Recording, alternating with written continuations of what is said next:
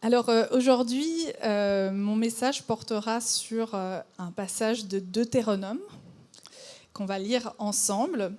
Pour avoir un petit contexte, ça fait bientôt à peu près 40 ans là, que le peuple hébreu erre dans le désert, mais ils sont bientôt sur la fin. D'accord ? Et ils ont un leader, un chef qui s'appelle Moïse. Et donc Moïse leur parle. Donc c'est Deutéronome 8, 1 à 6. On va afficher le passage là. C'est la version NBS si vous voulez suivre dans vos Bibles. Je vais le lire. Tout le commandement que j'institue pour toi aujourd'hui, vous veillerez à le mettre en pratique, afin que vous viviez, que vous vous multipliez et que vous entriez en possession du pays que le Seigneur a promis par serment à vos pères. Tu te souviendras de tout le chemin que le Seigneur ton Dieu t'a fait parcourir pendant ces 40 années dans le désert, afin de t'affliger et de te mettre à l'épreuve, pour savoir ce qu'il y avait dans ton cœur, pour voir si tu observais ou non ses commandements. Il t'a donc affligé, il t'a fait souffrir de la faim, et il t'a nourri de la manne que tu ne connaissais pas et que tes pères n'avaient pas connue, afin de t'apprendre que l'homme ne vit pas de pain seulement, mais que l'homme vit de tout ce qui sort de la bouche du Seigneur. Ton manteau ne s'est pas usé sur toi, et tes pieds n'ont pas enflé pendant ces 40 années. Sache donc bien que le Seigneur ton Dieu t'instruit comme un homme instruit son fils. Tu observeras les commandements du Seigneur ton Dieu en suivant ses voies et en le craignant. Alors, voyons si ce texte peut encore nous parler à nous aujourd'hui, qui semblons si loin géographiquement, historiquement, temporellement de ce qui se passe là. Est-ce que ça peut encore nous raconter quelque chose à nous aujourd'hui, sur Dieu, sur notre rapport à Dieu? Spoiler alert, oui, j'espère. On va prendre verset par verset parce que je pense que c'est assez bien construit comme texte. Et on va commencer du coup au verset 2. Moïse, il commence en disant « Tu te souviendras ». Tu te souviendras. Il aurait pu dire autre chose. Hein. Il aurait pu dire « Ça fait 40 ans qu'on est là, c'est horrible. À partir du moment où on va entrer sur la terre de Canaan, on oublie ce qui s'est passé avant, on met tout ça derrière. Okay. Mais non, il leur dit, tu te souviendras. Je crois qu'on a vite fait d'oublier, une fois qu'on est sorti de la galère, on a très vite fait d'oublier ce qu'on a traversé. Et du coup, il leur dit, mais tu te souviendras de quoi ? De tout le chemin que le Seigneur, ton Dieu, t'a fait parcourir pendant ces 40 années dans le désert, afin de t'affliger et de te mettre à l'épreuve, pour savoir ce qu'il y avait dans ton cœur, pour voir si tu observerais ou non ses commandements. Souviens-toi que Dieu t'a mis à l'épreuve. Je crois que c'est intéressant parce que est-ce que Dieu ne sait pas déjà ce qu'il y a dans notre cœur? Est-ce que Dieu a besoin de te faire traverser une épreuve pour voir si vraiment, qu'est-ce qu'il y a dans ton cœur? Est-ce qu'il a besoin vraiment de ça? Je ne crois pas que ce soit ça. Je ne crois pas que ce soit qu'il a besoin de dire, OK, on va les mettre dans le désert et là, comme ça, parce qu'en fait, je ne sais pas trop ce qu'il y a dans leur cœur et je ne sais pas trop, en fait, est-ce qu'ils m'aiment vraiment? Alors, on va les mettre à l'épreuve et puis là, comme ça, on va voir si vraiment ils m'aiment. Je ne crois pas que Dieu, il ait besoin de ça. Parce qu'il le sait déjà. Pourquoi est-ce que le peuple hébreu se retrouve dans le désert pendant 40 ans? Parce que c'est quoi le plan de base? Le plan, c'est Dieu qui dit, OK, je vais vous prendre, vous êtes en Égypte, esclaves, je vais vous faire sortir d'Égypte. Et je vais vous donner une terre où vous ne serez plus esclaves. Je vais vous libérer. C'est ça, le plan de Dieu. Donc, ils sortent d'Égypte, traversent la mer, vous connaissez, ils se retrouvent dans le désert. Et quand ils arrivent enfin à bout touchant, ils envoient 12 espions. Je ne sais pas si vous connaissez l'histoire. Ils envoient 12 espions pour voir qu'est-ce qu'il y a là-bas. Les 12 espions y vont, ils reviennent, ils disent, c'est la merde. Il y a des géants, il y a des gens très grands, très forts, on va tous mourir. Donc, on ne peut pas y aller. Et là, le peuple pleure pendant toute la nuit. Même, il geigne. Geindre, c'est plus... C'est horrible. Et qu'est-ce que du coup, il commence à se dire? Mais quelle idée il nous a pris de suivre Moïse et son frère Aaron. Mais quel plan nul! On va choisir un autre leader et on va retourner en Égypte parce qu'il vaut mieux être esclave en Égypte que mourir ici comme des débilos. Et là, Moïse s'énerve. Il leur dit, mais non, il faut faire confiance, on a Dieu avec nous, il nous a sortis d'Égypte. Ce n'est pas pour nous envoyer dans un guet-apens, pour qu'on meure tous, ça n'a aucun sens. Et là, qu'est-ce qu'ils disent? Lapidons-les, lapidons-les. Ils veulent lapider Moïse et Aaron. Et là, Dieu s'énerve. Alors là, quand Dieu s'énerve, bon, il ne vaut pas trop... Dieu dit, mais c'est dingue. Je vous fais sortir d'Égypte, je vous fais traverser la mer. Ce n'est pas un miracle déjà assez grand. Je prends soin de vous, vous traversez le désert, c'est compliqué, nanana. Vous croyez quoi? Vous ne me faites pas confiance. Alors, vous allez rester dans le désert. Ce n'était pas le plan de base. Ce n'était pas ça le plan. Le plan, c'était d'y aller. Mais c'est eux qui n'ont pas confiance. C'est eux qui n'y vont pas. Ce n'est pas Dieu qui les empêche d'y aller. C'est qu'ils décident de rester là. Et ils auraient pu retourner en Égypte, ou ils auraient pu partir alors. Mais ils restent, en fait, ils stagnent. Ils stagnent dans une sorte de no man's land. Okay?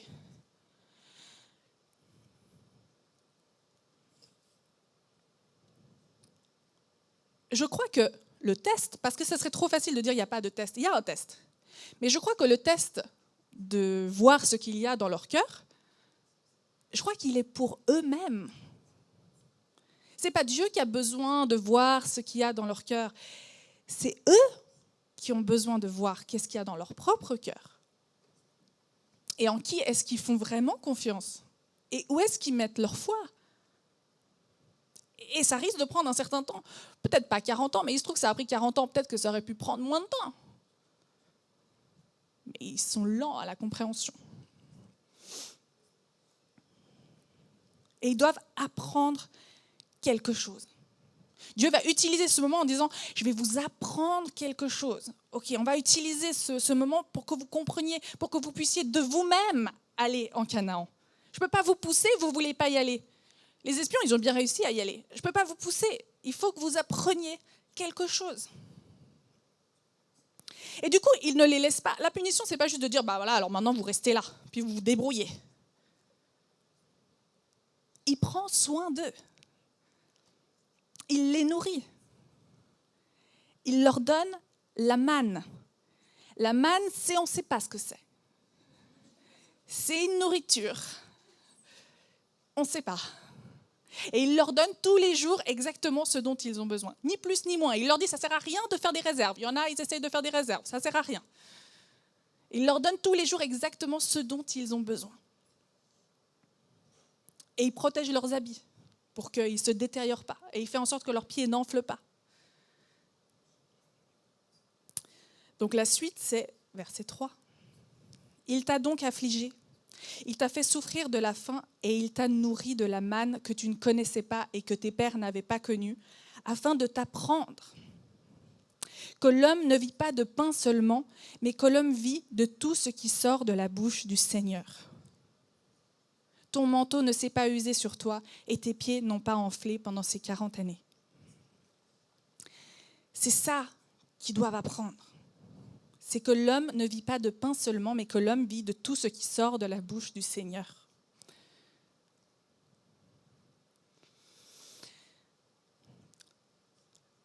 Le mot désert en hébreu, écoutez bien, parce que ça c'est très intéressant.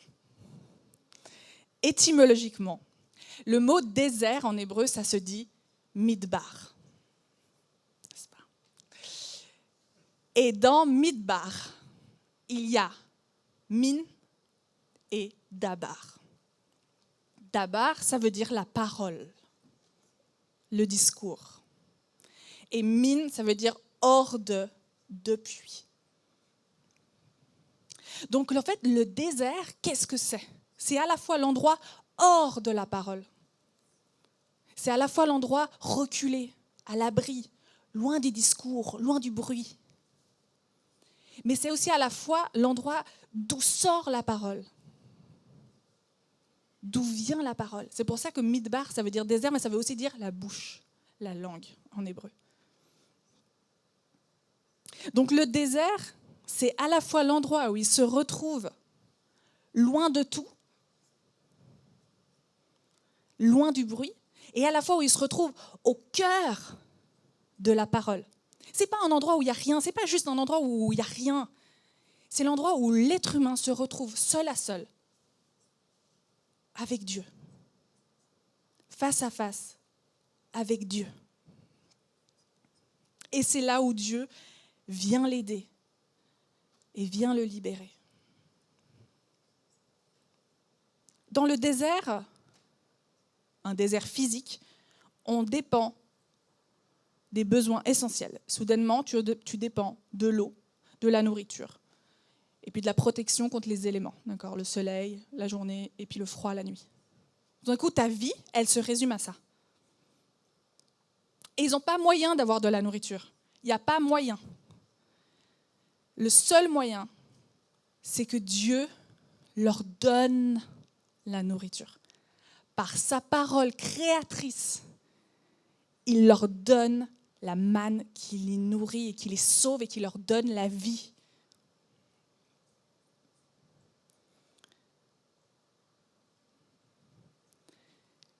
Dans le désert, mais partout, c'est Dieu qui donne la vie. Mais il n'y a que dans le désert où tout d'un coup, ils peuvent comprendre ça. Parce qu'il n'y a pas d'autre moyen que l'action miraculeuse de Dieu.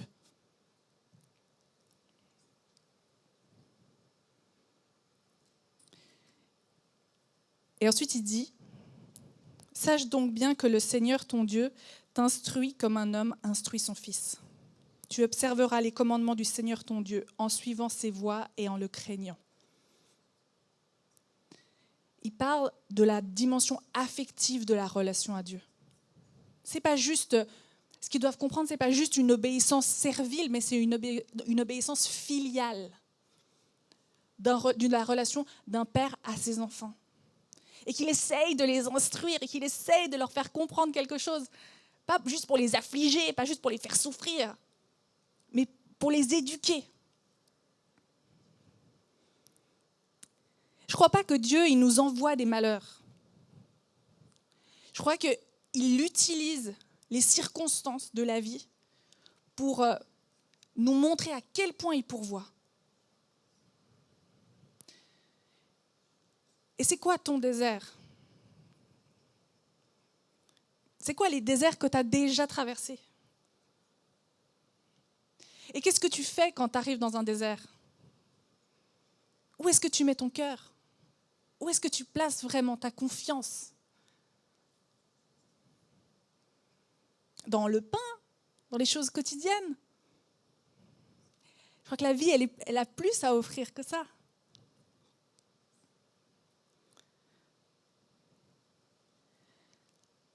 Et c'est pour ça qu'on en revient au début où il dit « Souviens-toi ». C'est un thème récurrent. Parce qu'en fait, quand on oublie, c'est prendre le risque d'idolâtrer. C'est prendre le risque de se dire « Oh, mais je peux compter sur moi-même. Je n'ai pas besoin de me souvenir de ce que j'ai traversé. » Alors que toujours se rappeler à quel point Dieu a pourvu dans notre vie, c'est se rappeler à quel point on est dépendant de lui et à quel point il nous aide. Et quand Quand je préparais ce message, tout allait bien, tout allait bien. Tout était prêt. Et à un moment donné, tout d'un coup, j'ai eu une grosse crise. Je me suis dit, mais qui suis-je pour leur dire ça? Moi qui doute tellement, souvent, tellement facilement. Et je sais que Dieu a agi dans ma vie tellement de fois, et pourtant, j'oublie tellement vite. Et je me dis, là, Dieu m'a abandonnée. Mais je crois vraiment que dans le souvenir, en me disant, mais attends, repense à quel point il a agi déjà dans le passé. Et qu'il n'y a pas de raison qu'il arrête de le faire. Le devoir de mémoire. Je crois que c'est ça qui, moi, ça m'aide en tout cas. Ça me raccroche. Parce que c'est vrai que c'est tellement facile d'aimer Dieu quand tout va bien. Et la vie chrétienne, c'est pas de te dire tu souffriras plus jamais. Tu n'auras plus aucun problème. C'est pas ça. Jésus, il est mort à la croix. C'est une sacrée grosse difficulté qu'il a traversée, ok? Des déserts, t'en auras. Des montagnes à franchir, t'en auras. Mais si tu places ta confiance en Dieu et si tu te rappelles, ok, j'en ai déjà traversé des déserts et Dieu était là. Rappelle-toi à quel point Dieu t'a nourri. Ça te donne du courage pour avancer. C'est ça la vie chrétienne, c'est de dire les déserts t'en auras encore, mais Dieu sera là, il te nourrira, il te donnera la manne comme il l'a fait et comme il le fera encore.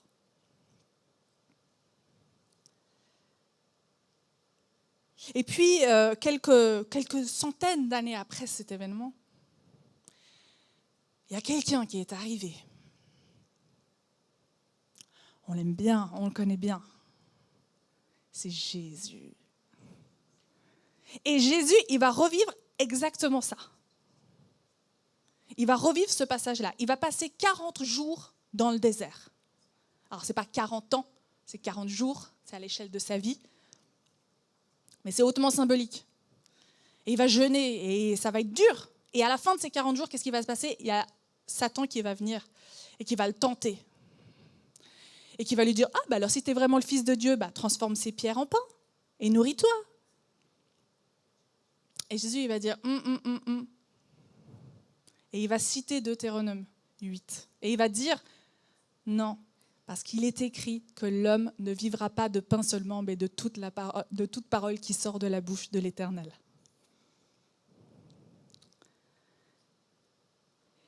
Et Jésus, il est venu pour accomplir cette parole. Il n'est pas juste venu pour la vivre. Il n'est pas juste venu pour nous montrer, regardez, je connais bien le texte. Ok ? Il est lui-même cette parole de vie. Il est lui-même celui qui donne la vie. Il est, lui, cette parole qui devient pleinement vraie. D'accord ? Parce que Jésus, c'est celui par qui Dieu donne à l'humanité la vraie vie. Et non pas une vie soutenue par le pain, mais par la parole qui est faite chair. Il va toujours plus loin, Jésus. C'est ça qui est beau. Il n'est pas là pour abolir la loi, il l'accomplit. Et il dit, je revis, mais je vais un peu plus loin. Et ce n'est pas juste vos ancêtres, ils se sont nourris de la manne. Mais moi, je vais devenir ce pain-là. Moi, je suis celui, si vous buvez à ma source, vous n'aurez plus jamais soif.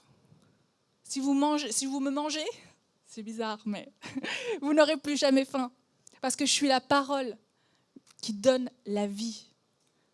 La vraie réconciliation avec Dieu. Parce que comme on a vu, le plan de Dieu, c'est la libération. Le plan de Dieu, c'est pas juste de sortir d'Égypte et d'arriver en Canaan.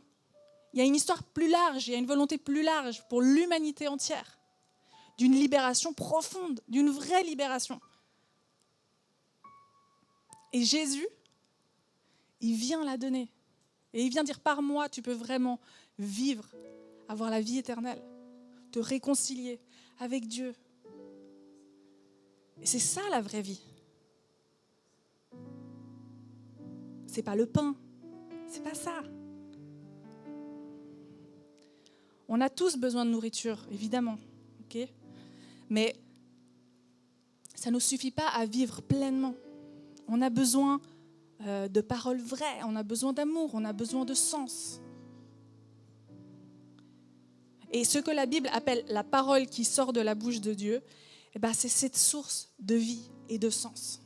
Et le message des évangiles, c'est que cette parole, elle s'est rendue proche, humaine, tangible, en Jésus. Et bien pas seulement pour parler de Dieu, il est lui-même le pain qui donne la vie.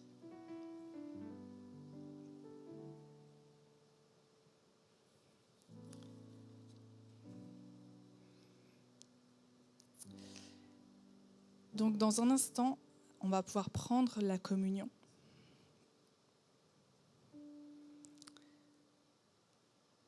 Parce que Jésus nous invite à refaire ça, à retraverser ça. Et il écrit en Jean 6, 47 à 51. Amen, amen, je vous le dis. Celui qui croit a la vie éternelle. C'est moi qui suis le pain de la vie. Vos pères ont mangé la manne dans le désert et ils sont morts. Le pain que voici, c'est celui qui descend du ciel pour que celui qui en mange ne meure pas. C'est moi qui suis le pain vivant descendu du ciel. Si quelqu'un mange de ce pain, il vivra pour toujours. Et le pain que moi je donnerai, c'est ma chair pour la vie du monde.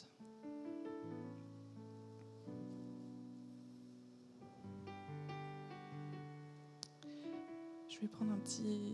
Ah oui, trop bien.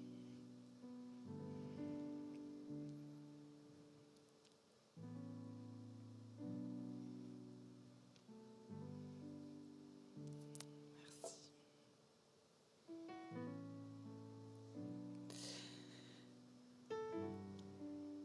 Et donc Jésus, le soir où il a été livré et où il a compris qu'il allait mourir, il a pris du pain, il a rendu grâce, il l'a rompu et il l'a donné en disant « Ceci est mon corps qui est donné pour vous. Faites ceci en mémoire de moi. » Et ensuite, il a fait la même chose avec la coupe, après le dîner, en disant « Cette coupe est l'alliance nouvelle en mon sang qui est répandue pour vous. »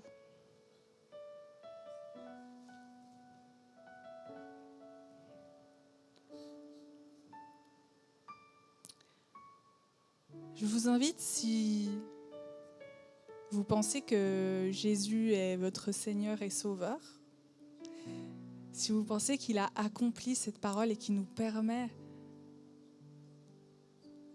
d'avoir accès à la vraie vie, à la réconciliation, à l'alliance avec Dieu, à aller prendre du pain et du vin, et à faire comme Jésus nous le demande, à refaire ça en mémoire de lui, et à se rappeler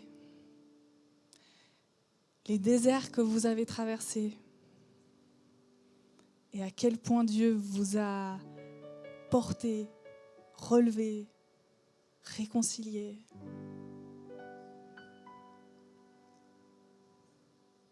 Et que ça vous donne l'assurance qu'il continuera de le faire. Parce que c'est ça le plan de Dieu. C'est la libération.